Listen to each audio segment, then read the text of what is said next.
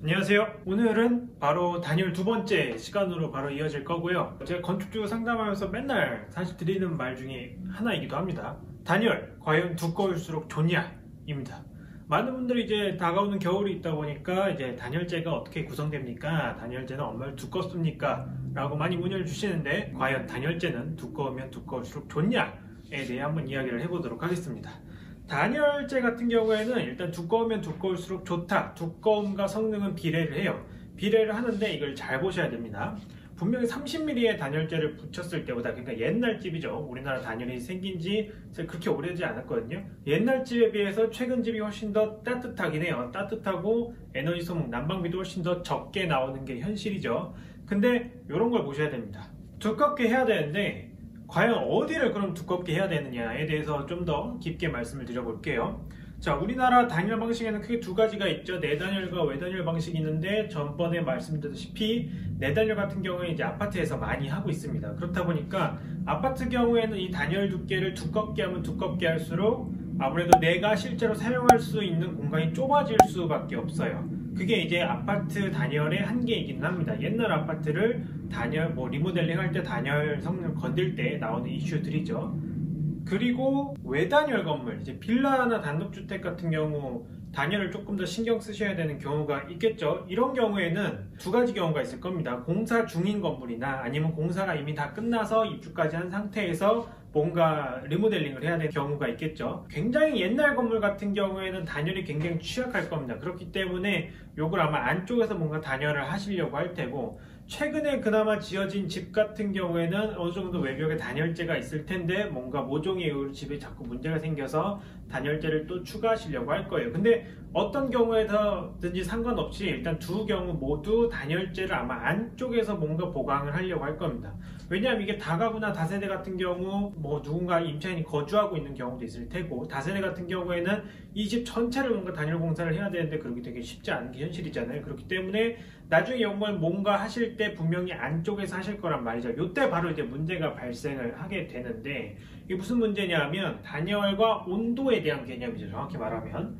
자, 이쪽 봄은 외단열이 150mm가 되어 있습니다. 그 다음에 이쪽 봄은 총단열, 외단열 150mm에 내단열 100mm, 외에도 총 250mm의 단열재가 붙어 있어요.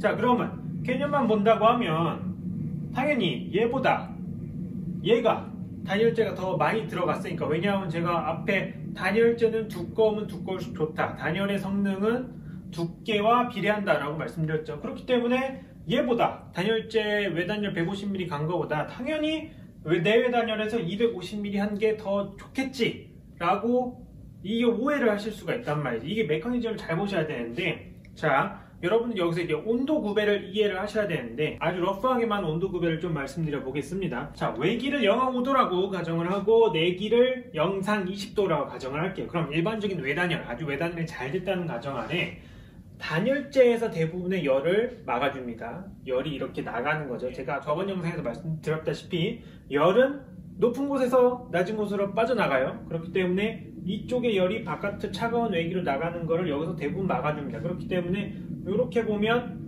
거의 콘크리트는 사실 거의 단열 성능이 없다라고 봐도 무방하거든요. 그렇게 콘크리트에서는 거의 열의 변화가 없다가 외부에서 만나는 공간부터 막 이제 외기를 쭉쭉 떨어지기 시작하죠. 반대로 보면 단열재가 있음으로 인해서 영하 5도의 온도가 단열재 속에서 거의 20도, 거의 19점 몇 도에 근접해서 여기가 19도 정도 될 겁니다. 그 다음에 콘크리트 통과하면서 20도 정도 되는 게 이제 열정 메커니즘의 온도 구배라는 거죠. 근데 자, 요걸 보면 양단열을 할 경우, 이게 양단열이라고 하죠. 보통 양단열을 할 경우에 어떻게 되느냐 하면 똑같이 바깥이 영하 5도이고 실내가 영상 20도라고 한다고 하면, 자, 바깥이랑 요 구성 안에서 어떻게든 영하 5도에서 영상 20도로 와야 되잖아요. 이거는 불변의 진리입니다.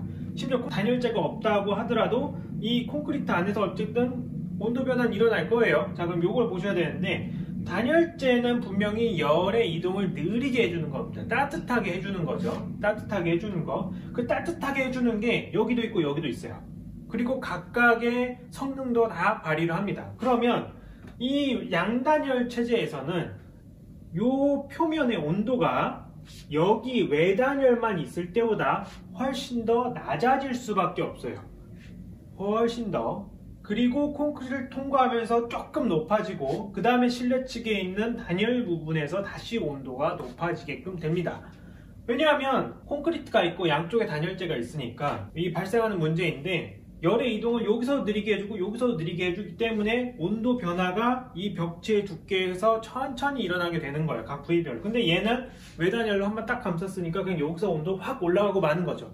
요게 두 개가 차이가 있는 거거든요. 그렇기 때문에 양단열을 하게 되면 19도가 여기고, 여기 같은 경우에는 뭐 14도, 13도 이렇게 되고, 그 다음에 여기가 뭐 10도, 11도 이렇게 됩니다.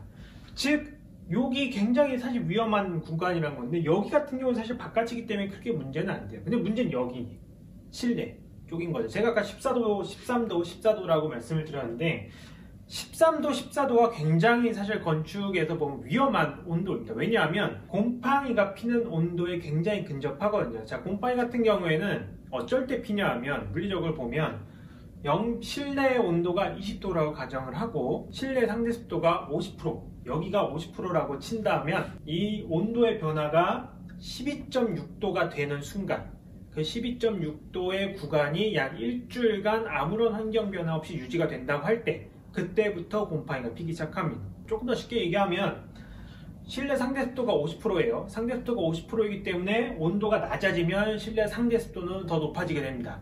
사실 이거에 대해서 말씀드리려면 중학교 지구과학 시간으로 돌아가야 되지만 그렇게까지는 안 가고, 일단 똑같은 습도에서 온도가 낮아지면 상대적으로 습도는 더 높아진다 보시면 돼요. 그게 12.6도가 되고 환경이 일주일 정도 유지가 될 때 곰팡이가 스물스물 피기 시작한다는 겁니다. 그 위험 구간이 바로 여기라는 거예요. 그 위험 구간이 바로. 그렇기 때문에 이렇게 양단열을 한 다음에 계속 어느 정도 일정 기간이 지나기 시작하면 집안에서 곰팡이 냄새가 나기 시작할 확률이 매우 높고, 실제로 문제가 생겼구나라고 인지를 해서 이걸 나중에 떼보기 시작하면 여기 벽면이 완전히 아작이 나 있는 경우가 굉장히 많다는 겁니다. 그렇기 때문에 여러분이 나중에 공사를 하실 때 혹은 계획을 하실 때는 최대한 건전한 외단열을 만들기 위해서 노력하셔야 되지, 단열재 두께를 무조건 늘리는 거에 초점을 둬서는 안 된다는 겁니다. 자, 다시 한번 외단열을 훨씬 더 건전하게 하는 게 이렇게 양단열 체제보다 훨씬 더 건전한 구성을 만들 수 있다는 거예요. 여러분들 나중에 이 집 실내 공간에 들어가서 거주를 하실 거잖아요. 그럼 그 거주하는 공간 적어도 곰팡이 결론은 안 생겨야 되지 않겠습니까? 그런 구성을 위해서라도 요 외단열에 몰빵을 해라. 그리고 이제 공사하실 때 이제 현장 소장님들이 이런 거 권유하시는 경우가 간간히 있어요. 자, 이렇게 요게 법적 구성이라고 합시다. 이렇게 잘 설계를 해놓고 이제 단열재 붙일 순간이 오니까 요게 외단열만 해서 집이 좀 추울 수 있다. 그러니까 요렇게 내단열도 좀 추가를 하자. 뭐 어떤 단열재가 됐든 안쪽에도 단열을 해주자. 그럼 단열재가 훨씬 더 두꺼우니까 훨씬 더 집이 따뜻할 거다. 자, 요 구성을 보면 전혀 말이 안 된다는 거 금방 이해가 되실 겁니다. 그리고 양단열 체제로 가는 순간부터 신축주택 같은 경우에는 제가 요 콘크리트는 계속 수분을 어느 정도 일정 기간 동안 발산한다고 말씀드렸죠. 단열재가 여기를 다 막아버리면 도대체 여기서 발생할 수 있는 수분은 어디로 간다는 것이냐. 그 수분이 갈 데가 없으니까 대부분 아마 실내 측으로 발산될 겁니다. 실내 쪽 단열재가 훨씬 더 얇기 때문에. 그럼 이쪽으로 나오면서 수증기압에 의해서 단열재와 단열재 사이가 벌어지고 어디가 터지고 그 사이에 실내에 있는 습기 들어가고, 여기는 훨씬 더 12.6도가 유지되는 환경에서 계속 유지가 될 거고, 그럼 여기 곰팡이가 피는 거고, 여러 가지 환장할 일이 벌어지는 겁니다. 더군다나 저는 이런 의도도 봤거든요. 현장 소장님이 현장에서 이렇게 내단열을 슬그머니 추가하면서 내단열 원래 시공 금액보다 훨씬 더 높은 금액을 청구하는 거죠. 왜냐하면 건축주는 이거에 대한 사전 지식이 별로 없으니까. 그러니까 여기서 조금의 이제 꼬치를 좀 챙기려는 의도를 가지신 분도 봤습니다. 그렇기 때문에 최대한 건전한 외단열을 지향하시는 게 좋고, 이런 벽체 구성 방식은 공사를 하실 때나 아니면 나중에 리모델링을 하실 때도 조금 지양해야 되는 바다라고 말씀을 드리고 싶어요. 그러면 이것만 해서 진짜 집이 따뜻하냐? 사실 요거 외단열만 구현하기 위해서도 정말 이 단열재를 그냥 붙이는 게 아니라 단열재를 붙이는 방법이 또 따로 있거든요.